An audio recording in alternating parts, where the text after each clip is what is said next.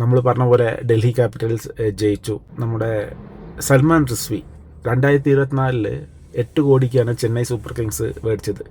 എന്നിട്ട് 8 കളിയിൽ നിന്നും 51 റണ്ണാണ് ചെക്കനെടുത്തത്. ഈ പ്രാവശ്യം ഡൽഹി ക്യാപിറ്റൽസ് 95 ലക്ഷത്തിനെടുത്തത്.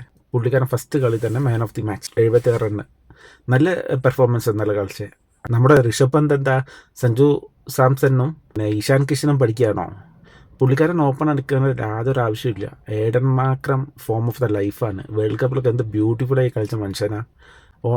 മാക്രത്തിനെ 1 ഡൗൺ ഇറക്കിയിട്ട് പുള്ളിക്കാരൻ പന്ത് ഓപ്പണിങ് ഇറങ്ങിയിട്ട് വേസ്റ്റ് മൂവ്. പന്തിൻ്റെ ക്യാപ്റ്റൻസി ഞാൻ മുന്നേ പറഞ്ഞ പോലെ പറ്റബതാണ്.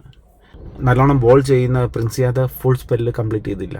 4 വിക്കറ്റ് ഒരു 10-40 റണ്ണാകുമ്പോഴേക്കും പോയി. എന്നിട്ടും അതിന് അറ്റാക്ക് ചെയ്തിട്ട് വിക്കറ്റ് എടുക്കാനല്ല നോക്കണ്ടേ.